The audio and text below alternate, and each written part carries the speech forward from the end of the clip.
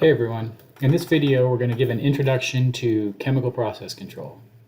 So the content of this lecture and the slides are adapted from the textbook Chemical and Bioprocess Control, the 4th edition by James Riggs. Okay, so we'll start with a quick discussion of what is process control and also what it's not. So process control is about keeping a process operating with a variable at a set value. So for example, the temperature of a product stream, composition coming out of a reactor, composition coming out of a distillation column. The purpose is not doing optimization or figuring out what is the best performance, but rather designing a system that can keep the process operating where it needs to be. Some of the reasons why we might do this is, again, to minimize costs. So we want to have processes that are as efficient as possible. Other reasons could be safety constraints. So you might need to control to keep something from getting too hot, prevent tanks from emptying out entirely, and other similar things. So to determine the target value or operating limits, so these can again be based on safety or process constraints. Target values can be based on economic objectives. So economic objectives can be determined based on, what is the relative cost of doing reactions, what is the cost of doing separations, and essentially really trying to minimize the overall cost of taking your raw materials, storing them, converting them into something else, and then producing a product that is going to be sold to someone. It's not always necessary or desirable to make as pure product as possible, because a lot of times whoever's going to be buying your product may not want that, and they might have specified limits. So on the next slide, we'll look at how can we get something with minimal variability and as close to the limit as possible. Here are an example of a couple different ways of representations of process control, and it shows things like limits, targets, and variability in the specific variable. Each of these products or each of these charts is going to show impurity concentration. So you might think about this as like a distillation column as a function of time. So how is the impurity concentration varying as a function of time? Okay, so in each of these cases, we've sort of identified a similar limit in each case. Okay, and the limit, this is going to be something this is your specification of the product in which you're selling. So maybe 97% purity chemical product. So that's the limit. The target is going to be, in each case, so the target's going to be the value at which you're trying to keep your process. So this is going to be the impurity value for which we're trying to keep the process and maintain control. Right, so the place where how we define the target is going to often depend on what the variability is. The variability is how much the product changes up and down relative to this product. So we can see that because of the variability in this specific process, we have to keep the target a little bit lower such that we don't go above this limit. So this would be an example of what we'd call mediocre control. Now these are just sort of nominal values. Okay, we could achieve better control by, again, one, we're not changing the limit. This is something that's defined. We're not changing the limit, we're not changing the target, but we achieve less variability. So from going from the first case to the second case, we've changed our system such that now the amount that the product increases or decreases relative to the target doesn't change as much. Now because of this, what we can do is we can now increase our limit, or we can now increase our target because we can now stay below it. So improved control can now be obtained. Again, same limit shown here. We now brought our target up closer to the limit because we don't have as much variability. So this would be an example of improved control from the initial case shown here, which was achieved by decreasing the variability, which allowed us to move our target closer to the limit. Okay, so in this course, or in this class, in this textbook, we're going to talk about a variety of things that process engineers actually do. And it's kind of more or less demonstrated right here. And I'm going to start with point 2. So we select control equipment. So in chapter 2, we'll look at how to select things like sensors, control valves. So sizing a control valve is extremely important to control a process. So we'll look in sensors, so how big sensors are, how fast they respond, things like that. Then we'll look at understanding processes and developing effective control strategies. So understanding processes, we're going to do that in chapter 3 and 6. In chapters 3, we're going to look at deriving dynamic models that describe how the variables in a process are related to each other. Chapter 6, we'll look at model responses to changes in the input. And then also other chemical engineering courses that you've already had, we're going to leverage some of what you've learned there to discuss how processes are working. Okay, then later we'll look at selecting proper control algorithms. So we're going to focus on PID, proportional integral derivative control, for this course. And that will be in chapter 7. And then later, in later sections, we'll look at advanced control strategies where we can incorporate components of like feed forward, additional methods of improving process control performance. A main practical component of this course is going to be looking at tuning controllers. So when we tune controller, what that means is selecting the proper parameters for your proportional integral and derivative terms to achieve the desired level of control. And this, what we mean by this is essentially how fast do things change. So how fast does our process change in response to an error, and how much overshoot might occur, and how quickly it settles out on the new set point. I will also discuss a little bit about troubleshooting and documentation and how to coordinate and work with other personnel in the plant. All right, so you might ask, again, depending on what you do with your career, why might I want to be a chemical process control engineer? There's lots of reasons why, and being a process control engineer is nice because you can become very familiar with the process, and with sufficient knowledge, you can have an extremely profound effect on the bottom line of your company, right? So by understanding process control, you can look at how disturbances are affecting your process, and it incorporates schemes and strategies to minimize the effect on the process, improve efficiency, and therefore make your company more money, which ends up benefiting you. Okay, what skills and traits do you need? You need to be able to think. Okay, think carefully and logically and systematically through a process. Make observations, record changes. Any of the other skills that are necessary for a chemical engineer, being able to, draw and design processes, analyze, inspect, observe changes. These are some of the things that are helpful for chemical process control or just other types of process engineers. Okay, so we're going to start by going over some important terminology.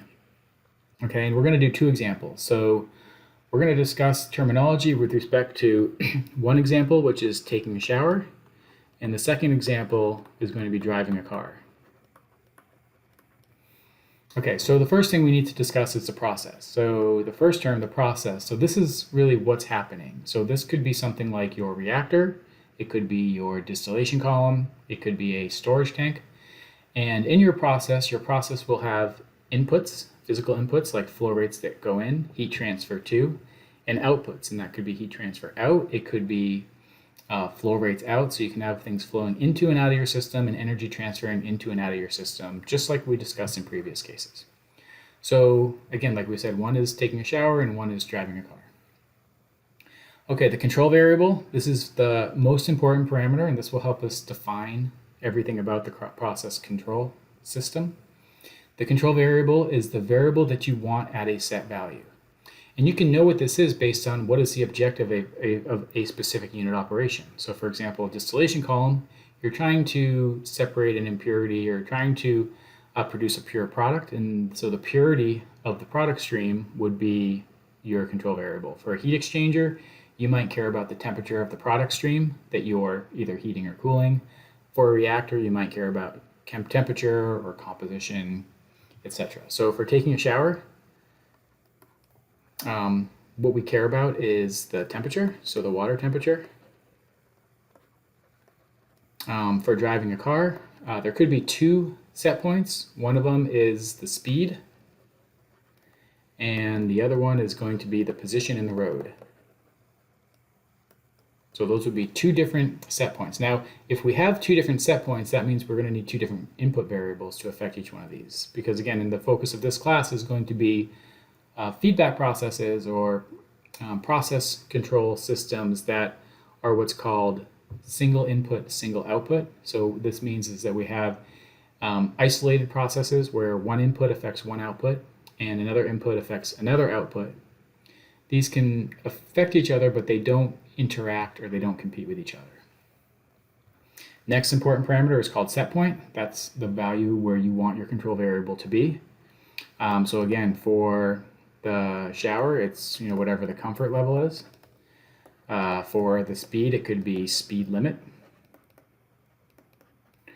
Position could be center of lane. These would be your set points. Okay, the next term is going to be the sensor. So this is what's used to measure the control variable. For the shower, your sensor would be skin. For the speed, could be the speedometer. And for the position in the road, it's going to be your eyes. The controller is going to be the unit that compares the sense value to the control variable, or compares the sense value of the control variable to the set point. And then it decides what to do. So it calculates the sense value of the control variable to the set point. That's going to be the error. So based on the error, the controller decides what to do. Really, for both of these, it's going to be you or your brain. You're the controller. Manipulated variable. This is another important variable. So this is the variable in which you adjust to change the control variable. So for the example of the shower, the temperature of the water of the shower is actually controlled based on controlling the flow rate of the hot water usually. So you might have the plumbing could be designed such that the flow rate of the cold water stays constant and the flow rate of the hot water changes to get the temperature to change the temperature.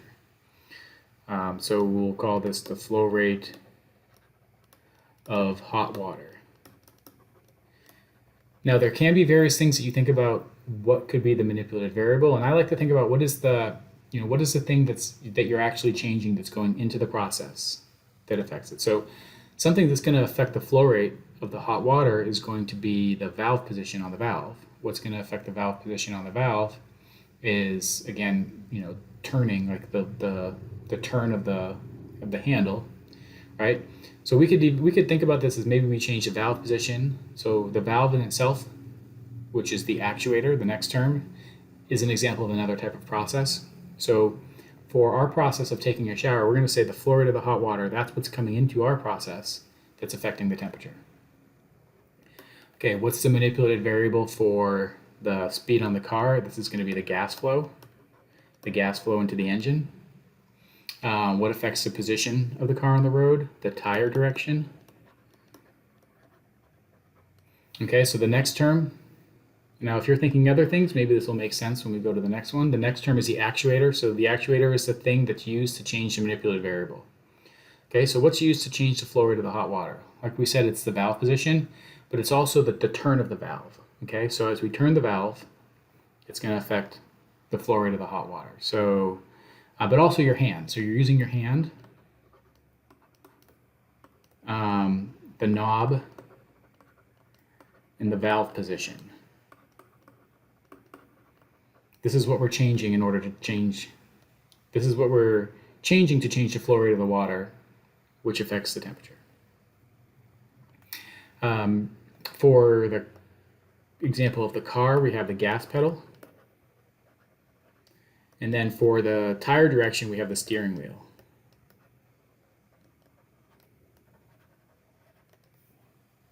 Okay, so those are primary terminology. Now there's one more thing that's important to notice, that there's also what's called a disturbance. So a disturbance is something that's not the control variable. That's what we're trying to keep at a certain place. It's not the manipulated variable, but it's another variable that causes the CV to leave the set point. So for example, if you're taking a shower, the temperature of the water can change without the flow rate changing, right? One of the ways this could happen is if the flow rate of the cold water changes. Like if someone flushes the toilet and takes some of that water away, all of a sudden your mixture of the hot water and the cold water is going to increase and the water is going to get hotter. You may have experienced that. So the flow rate of the cold water might be a disturbance to the process. Here's an example of an evaporator. This is from the Clemson junior level unit operations lab. So this is called a natural circulation evaporator. In the system, this would be filled up with water, and then there's a heat exchanger that heats the water using steam. So the pressure of the steam can be changed to control the rate of evaporation. So what happens is the water evaporates, it condenses, and it comes out. So we can change the temperature of the steam to affect the evaporation rate. So in this process, we might have, we can think about what it is that we specifically want to control. So we would want to control the flow rate coming in based on the stuff coming out. So in this process, think about what are different types of feedback control loops that you could use to control desired levels of operation. One of them might be flow rate coming out, flow rate coming in, or other things. All right, let's go through this example. So we have a heat exchanger. So this is a chemical engineering process. So this right here is an example of a process control diagram. So a process control diagram has a picture of a process. And so this would be a picture of the process from previous courses, maybe a unit operations type course, material and energy balanced course. So in this picture of the process, we have the physical feed rates coming into the process. So this would be the feed stream and the product stream. So this probably goes through the tube side of the heat exchanger. We also have a stream of steam that would be on the shell side and condensate that comes out of the condenser. Right, so this is a drawing of the process. So now to have a process control diagram, we need 4 specific things. Okay, so I'm going to first go ahead and identify, as we get started, we have a control variable.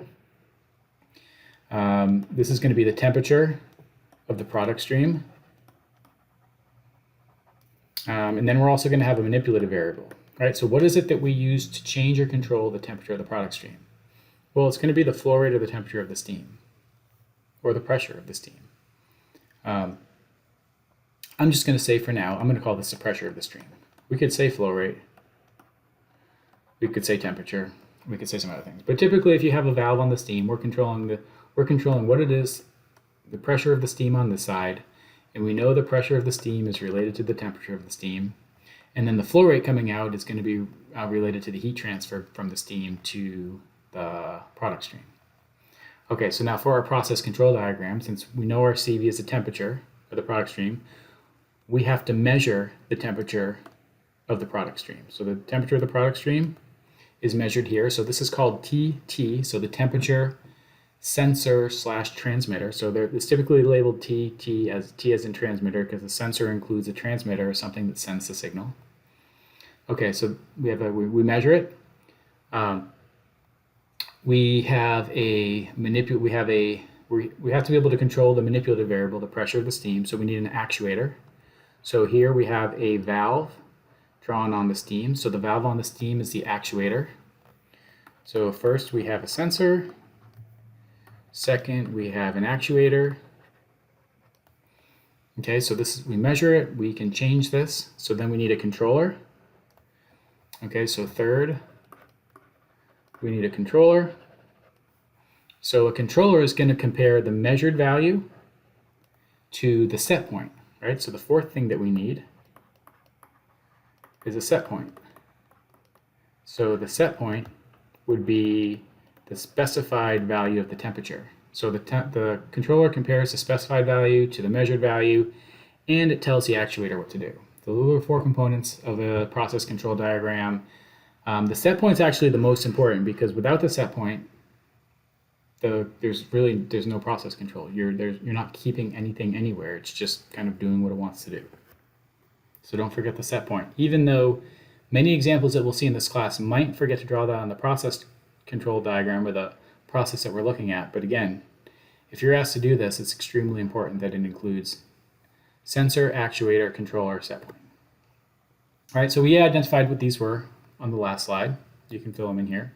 let's back up again and maybe identify what could be a couple disturbances for this process. So disturbances, again, are not going to be the temperature of the product stream, because that's what we're controlling. It's not going to be the pressure of the steam going into the process, because again, that's our manipulative variable. But it could be things like feed temperature. So the feed temperature could increase or decrease. And if the feed temperature increased or decreased, that would affect the product stream. Then the controller would have to tell this valve to open or close to get it back to the target temperature. We could have the feed flow rate.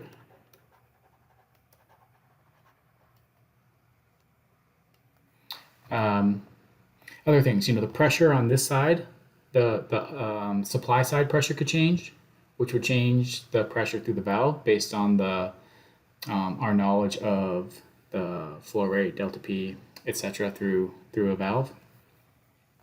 Okay, so one of the things that we're going to need to do, and we're going to do a lot of times in this class, is we're going to discuss, there's a disturbance that affects the process. How do things change? How do things respond? Okay, so this is a feedback control process. So what that means is that the process has to actually change before any corrective action can occur. Nothing will happen until this temperature reads in a different temperature. So let's imagine that the feed flow rate decreases.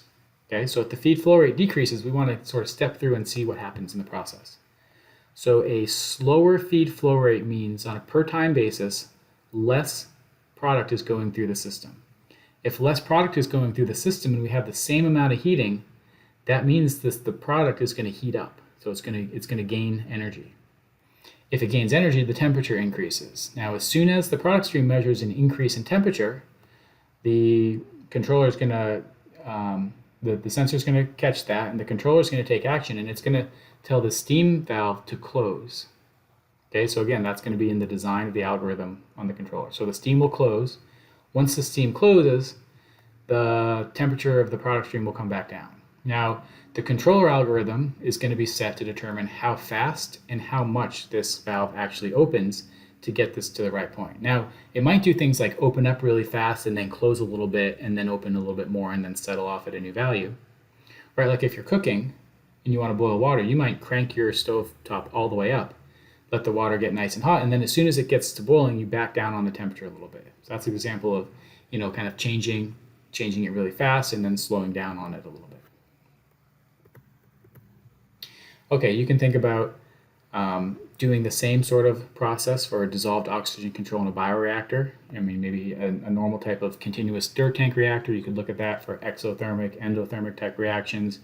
You can look at these for distillation columns, any other chemical, standard unit operation. A tank, a storage tank where you want to control the level, maybe an accumulator or a condenser, things like that.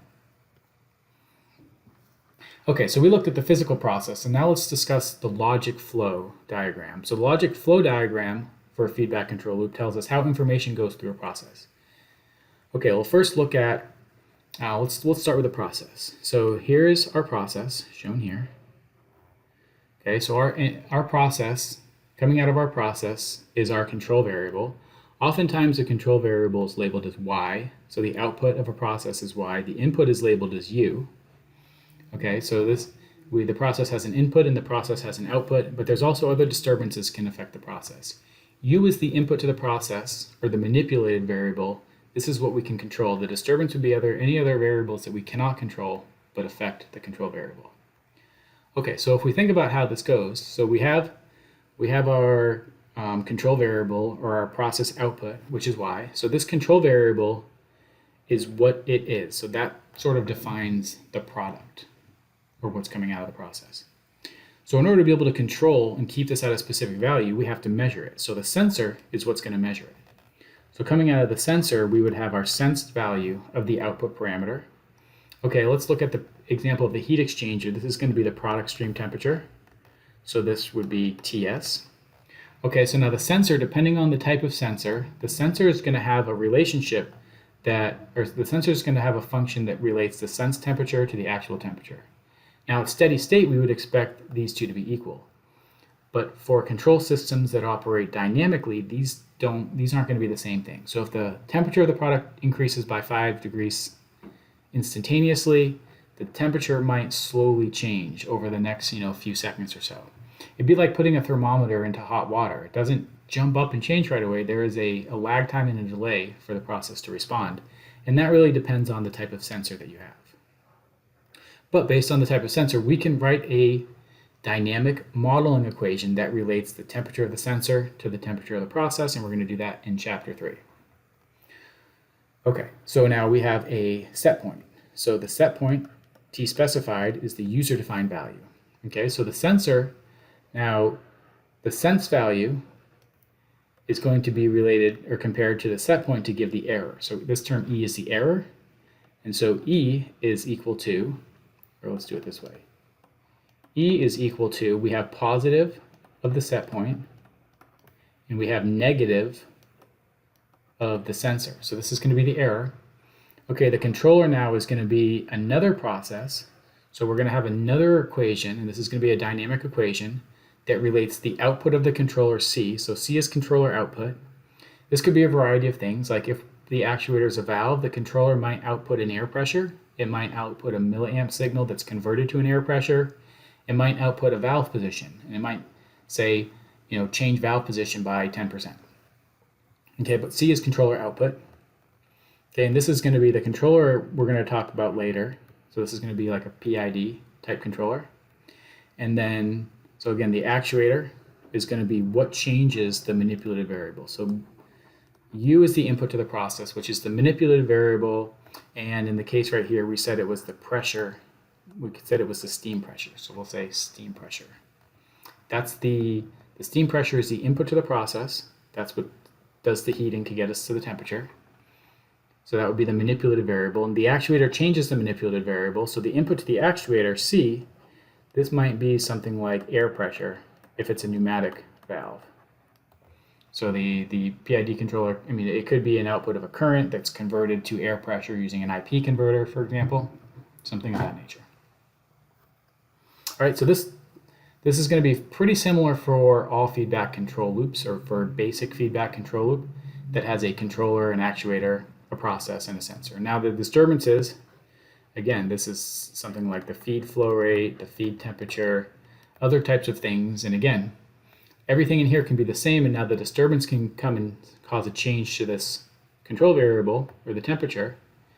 It would be sensed. Compared to the set point, there would be an error. The error would be calculated through the controller to change the air pressure. The change in air pressure would change the manipulated variable, the steam pressure to the process, to get the temperature back down or back up to the set point. All right, so this discusses the flow of information, which is different than the flow of physical things into and out of the process. Okay, there's various types of feedback controllers. There's manual control. So manual control is an operator. So an operator sees the temperature changes or sees an error and responds by manually or physically turning the valve.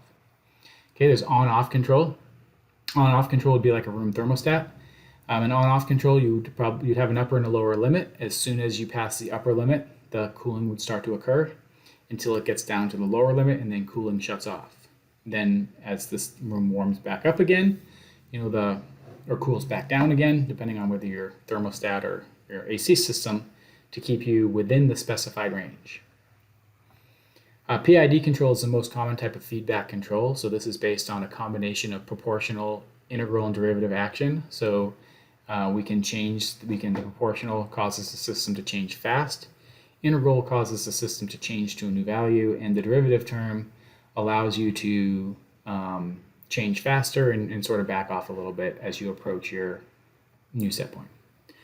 Advanced PID control, this will be incorporating enhancements such as ratio control and cascade feed forward. These are going to add additional internal loops into the basic feedback control loop, so we'll talk about that later. We can also do override select type control, where we have a safety loop, and so you have two loops, a safety loop and an economic objective loop. The select control will decide which one to use. If you're close to the safety limit takes over. If you're not close to the safety limit, then you just operate as you would prefer to. And then model-based control, and this is something that we don't spend a lot of time on. Okay, so we're going to just quickly talk about process control versus optimization. And so these terms are often used interchangeably, but they're not interchangeable. As we mentioned at the beginning of this video, control is a strategy. So it's a strategy of keeping your process at a specific value by changing an input variable. Okay, so it's the strategy and action of the manipulating certain process variables. So we have manipulated variables, and these are typically flow rates into the process, to maintain other variables at their set point. So for example, it could be changing a heating rate of a steam on a heat exchanger, changing a flow rate of something going into a tank for level control, controlling a flow rate out for level control, controlling a cooling water flow rate on a reactor, for example, to keep the reactor at a certain point. So it's changing something that's entering into a process, or you could change something that exits a process, like you could change the exiting flow rate. So an output from a process can be a manipulative variable, and that's kind of interesting to think about too, because you have your output of your process as your input for your control scheme. We'll talk about that later. But again, keeping the process at these specified values. So that's what process control is. Optimization is different. Optimization is the decision or the determination of the set point values. So optimization is a process in which you determine what you want the set point values to be based on the best economic conditions, with the consideration of safety and other types of issues. So oftentimes the set point variables will be optimized to minimize the cost, to maintain safety, and also to minimize environmental impact. So here's an example of how a process might work. So we could have an optimizer. This would be separate. This would take information from all around the process, and it would optimize to provide a set point for one specific process, or for all the processes for that matter.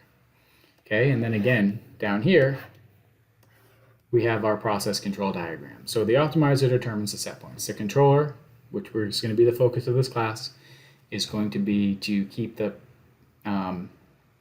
process at this set point that something else has decided for. So we measure, we compare, we take corrective action to our manipulated variable, and we want to get the process to respond as fast as possible without overshooting or causing other problems.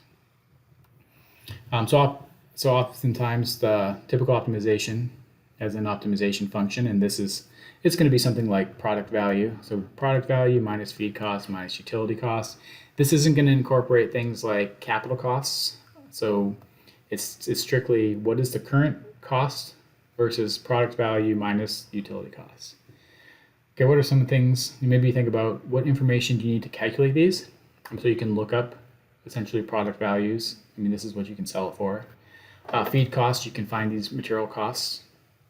Utility costs are kind of based on whatever the cost of electricity, steam, other things you're using for the system. So think about where can you get this type of information.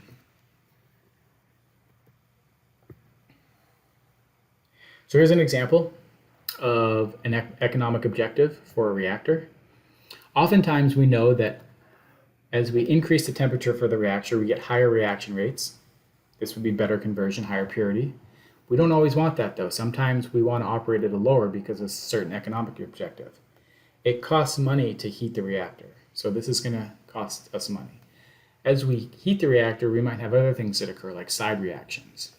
Now, an overall economic objective is not based on a single unit, but a variety of units. So chemical engineering, one of the core ideas is we have reactions and we have separations.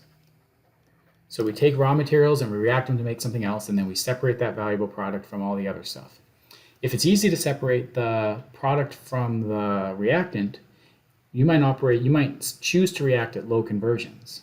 If it's hard to separate the product from the reaction, you might choose to go towards really high conversions and then do things like accept the side reactions, byproducts, and then you separate the byproducts from your system. So there's a lot of things that go into economic objectives. You can't just think about the one single process that you're working on alone, because there's other things that come into play. Okay, here's an overview of course material. You can look at this if you want. And again, here's some examples of some processes that we might look at in more detail. So in this case right here, we're looking at the block flow diagram for toluene hydrodealkylation process. Right, so we're in here, we're going to make benzene and some other stuff.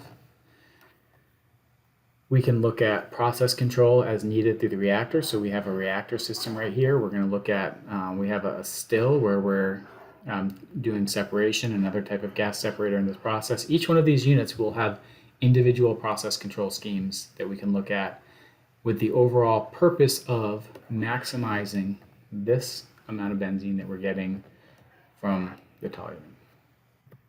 Here's another example. So again, this isn't quite a process control diagram. This would be a block flow diagram.